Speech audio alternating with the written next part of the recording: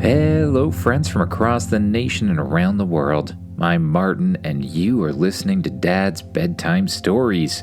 Tonight, we're jumping back into the Cards of Power universe.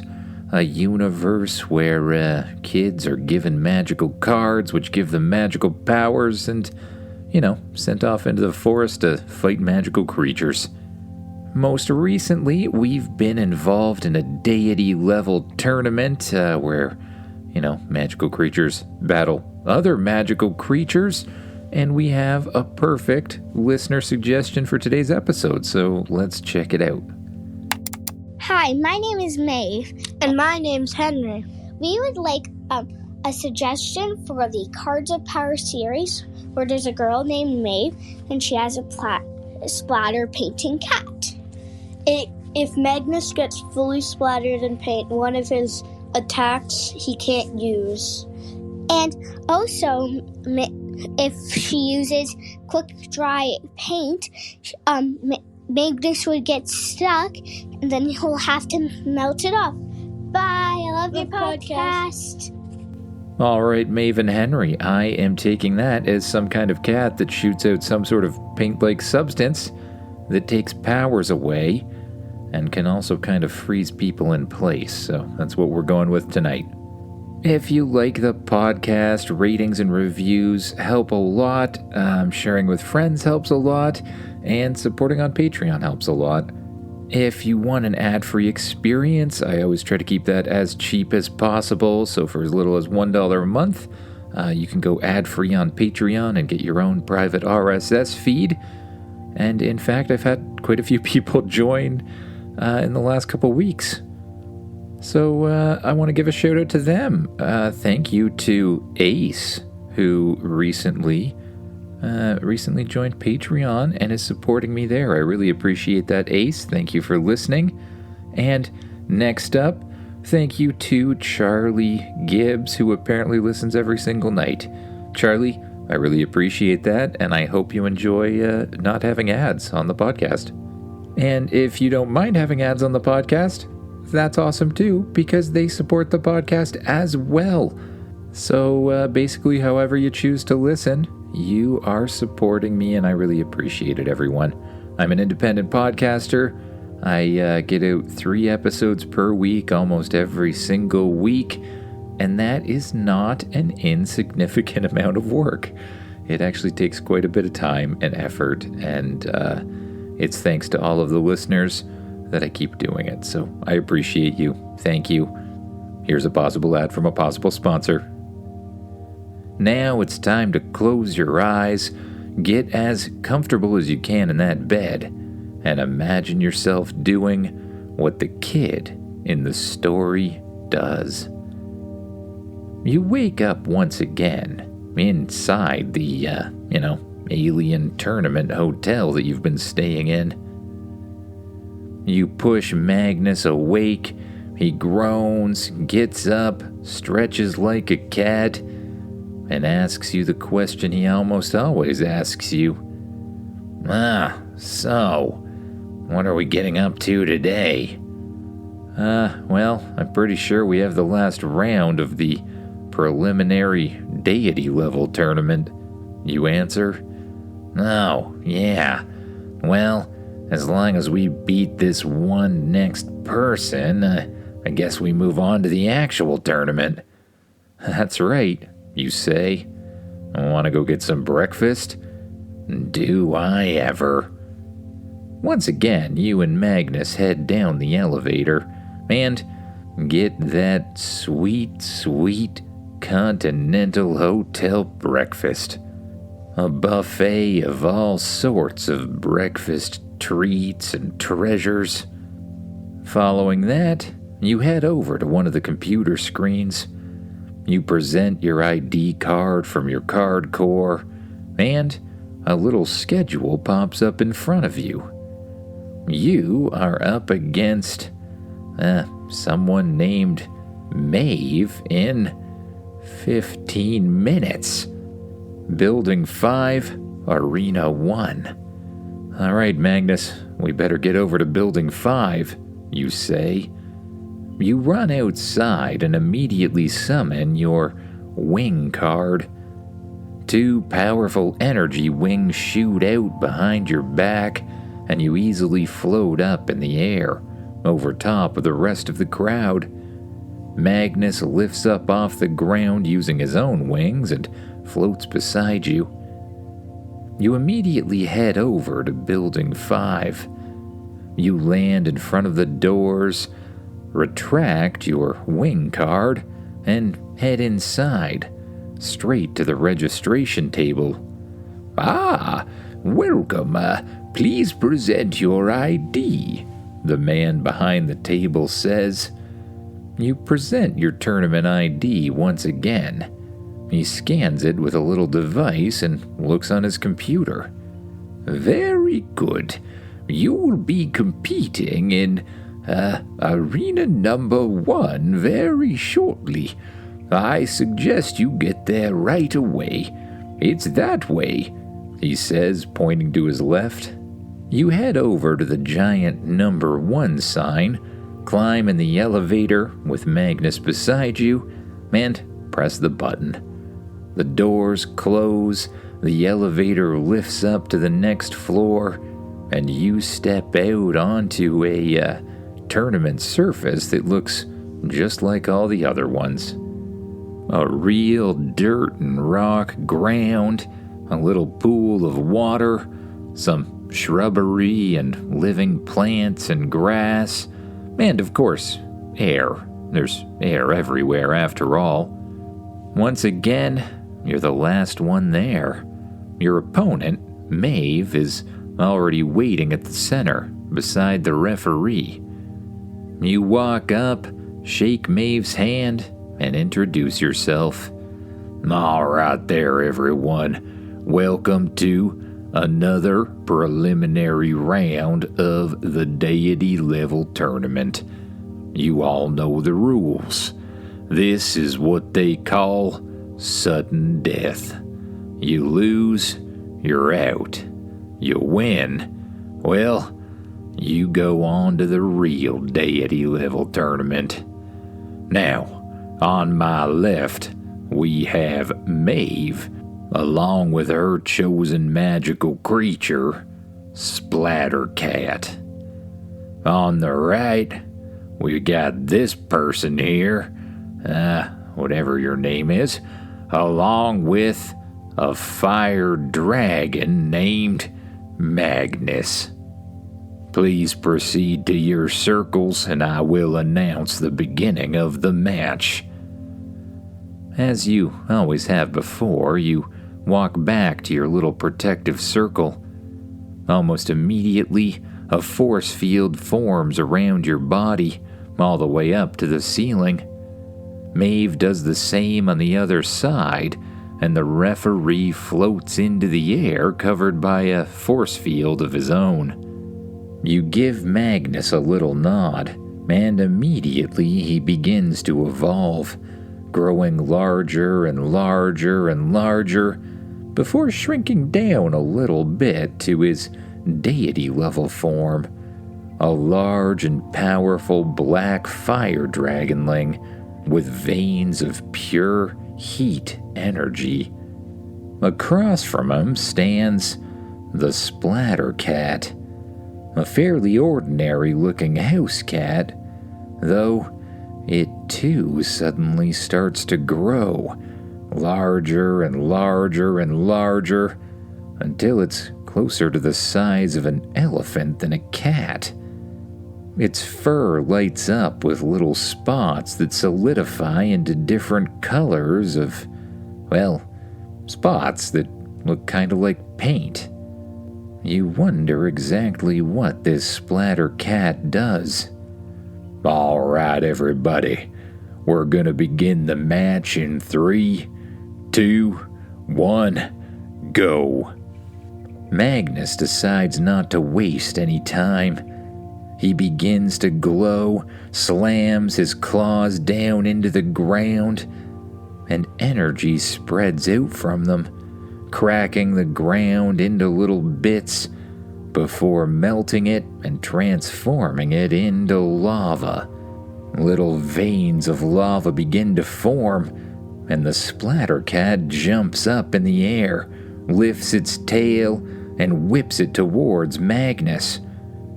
A splatter of what looks like red paint hits Magnus directly in the chest.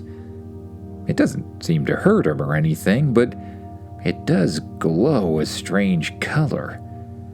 And slowly, the little streaks of lava start to sort of harden up again, back into obsidian. Magnus slams his claws down into the ground again, but this time, nothing happens. No lava, no anything. What's going on? He says. My lava powers seem to be blocked or something. Try a different element, you yell to Magnus quickly. Listening, but looking rather shaken, Magnus jumps to the side, reaches towards the water with his hand, and, sort of telepathically, lifts it up out of the pool, freezing it into a huge spike before launching it at the cat. The cat jumps out of the way, flicks its tail, and hits Magnus with another blast of paint.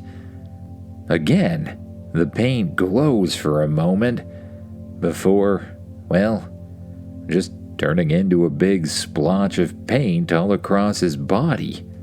He attempts to reach for the water once again, but this time nothing happens. The water doesn't move. Nothing lifts up into the air. What? My water element's blocked now. What is this thing doing? Well, I'm not entirely sure, you say, but if I were you, I wouldn't get hit by that paint anymore. Right, Magnus says, as the Splatter cat fires another blast of paint towards him. Magnus immediately reaches into the ground and has rocks and earth shoot up in front of him, blocking the splatter of paint. Luckily, his straight-up earth powers still seem to be working. He stomps on the ground again, sending rocks up in the air. Then, with a flick of his tail, he sends them flying towards the Splatter cat. The cat jumps to the left, jumps to the right, and gets hit by one of the rocks directly in the center, sending the cat flying backwards and slamming against the wall. It gets up, shakes the dust off its fur, and hisses. Clearly, that whole thing made it angry, and apparently a lot more aggressive. The cat charges towards Magnus and starts to launch splatter after splatter of paint. Magnus uses the power of Earth to shoot up little walls, blocking the paint before firing little pieces of rock from the wall back at the creature. The defensive strategy works pretty well for a while, and Magnus is able to avoid any paint splatter. But soon the cat gets a sort of grasp of his defensive strategy. It shoots a splatter of paint towards Magnus, which is blocked by a little rock wall. Then it immediately twists to the right, spinning in a circle and whipping its tail around. Another paint splatter flies right at Magnus, around the little rock wall, and this time it connects with his side. All of the rocks immediately drop from the air, crumbling to the ground. Uh-oh, Magnus says, realizing that his grasp of rock energy is gone as well now. Only this time he doesn't hesitate. He reaches into the ground with his mind, summoning every living thing he can find. The grass grows taller, the little shrubs expand, and all of them start to transform into vines, wrapping themselves around the Splatter cat. In response, the Splatter cat draws its claws, large knife-like claws, and begins slicing through the vines with ease, breaking apart trees and making his way back towards Magnus. Magnus reaches out with vines, but the cat jumps up in the air, performs a perfect front flip, and ends with a whip of its tail and a splatter of paint straight into Magnus's face. "Ow!" he yells as he stumbles around blind. For a moment, he summons a little tornado of air, but the splatter cat hits him again. Blind and cut off from many of his powers, Magnus stumbles backwards as the splatter cat continues to hit him with all sorts of paint. Each splatter slows Magnus down a little bit more. Soon, it becomes a sort of thick layer of goo. The cat's eyes light up, and slowly, Magnus stops moving. The paint solidifies around him, trapping him in place. "Well then," the referee says, "it seems that Magnus has become trapped. If he can't get out of this shortly, I'll be forced to call an end to the match." "Come on, buddy, there's gotta be something else," you say. And as you say it, the world outside your little protective circle starts to get a lot colder. The cat's breath becomes visible. The little body of water freezes in place, and the splatter cat starts to look very, very uncomfortable. It attempts to walk forward towards Magnus, but it's visibly shivering. Magnus must be drawing all of the heat out of the air. Then, Magnus, covered in a gigantic layer of completely frozen paint, starts to glow slightly. Cracks form in the paint, followed by a giant burst of sunlight energy. The paint surrounding Magnus almost instantly evaporates. The light is so bright that the splatter cat has to close its eyes and turn away. And in that instant, Magnus unleashes a powerful blast of pure sunlight energy. The blast instantly shoots across the battlefield straight into the cat, sending the thing flying across the arena into the back wall. Magnus continues to glow, looking as though he's, well, the sun itself.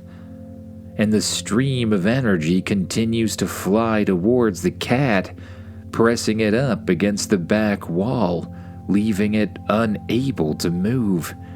He continues making his way forward as the cat explodes into a bright blue energy and reforms into Maeve's card core. "Well then, ladies and gentlemen, I believe we have a winner." Magnus stops glowing, allowing you to finally fully open your eyes again. The force fields disappear around you and Maeve, and you both step forward to the center line. Well, good battle," Maeve says. "I thought I had you there." Honestly, I thought you had us there too," you respond. "I guess your whole paint power negation thing didn't take out Magnus's core ability though." "Yeah, I guess not. It only works when you're using a particular power, and I think by the time he used that one, he was already covered in paint." "Oh well, live and learn." Maeve turns away and heads directly into the elevator. Well there, kid, the referee says. It looks like you'll be going on to the real deity level tournament. I certainly suggest you get a little rest. You're only gonna be fighting other people who are undefeated in this round from here on out. It won't be as easy. You nod in understanding as Magnus shrinks back down to his normal dragonling size. Together, you head back to the elevator, press the button, and move down towards the main floor. The elevator dings as you step out, walk down the hall, and out the doors of the large arena. Again, you summon your magic wing card and float up into the air. You and Magnus fly high above the large parking lot, surrounded by all sorts of battle arenas, until you arrive back at the hotel.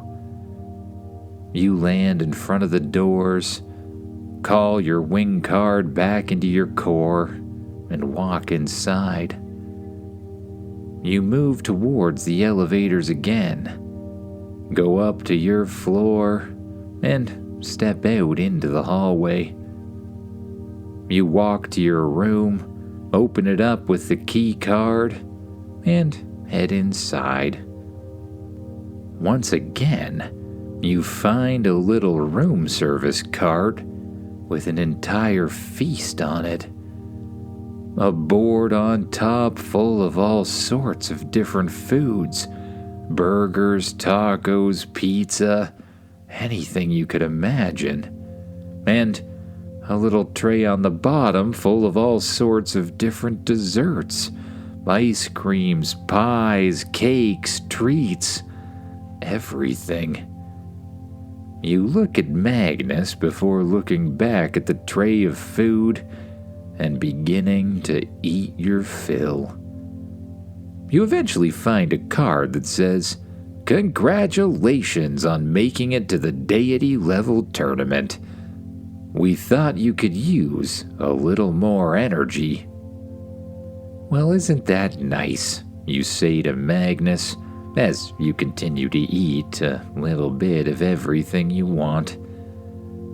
Before long, your stomach's more full than it reasonably should be, and Magnus looks, he looks a lot rounder than he used to. You both lay down on the bed, lay back on the pillows, and close your eyes. With each breath, your mind begins to wander away.